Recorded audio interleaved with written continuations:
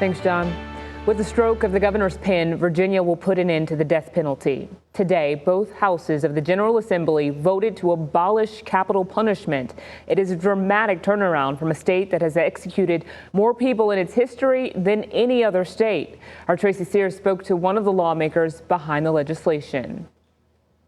Ayes 22, no 16. House Bill 2263 passes. In a historic vote Monday, the Virginia General Assembly voted to abolish the death penalty, becoming the first state in the South to do away with capital punishment. I mean, we've executed almost 1,400 people in our 408-year history.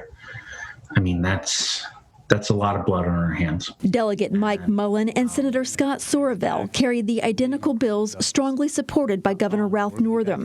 Virginia now joins 22 other states in the U.S. to end state-sanctioned executions. This is a profoundly racist institution. It wasn't until 1997 that a white man was executed for killing a black person. Mullen spoke before fellow delegates about the case of Earl Washington Jr., wrongfully convicted of a 1982 rape and murder in Culpeper. Washington came within 9 days of execution. There have been 170 people who have been exonerated while on death row just since 1973. The legislation will make 15 capital punishment crimes, aggravated murder, punishable by a life sentence.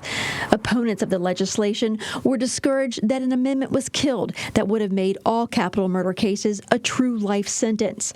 Under current law and the new proposed law, a judge can still suspend part of a life sentence, except in cases involving the death of an active duty police officer. Under this bill, there's a very good possibility that a person convicted of capital murder is going to be out of prison in a much shorter period of time. 2 men now sit on death row in Virginia, including 49-year-old Anthony Juniper, sentenced for the 2004 murders of 4 people, including 2 small children, and 45-year-old Alexander Porter, sentenced to die for the 2005 murder of Norfolk police officer Stanley Reeves.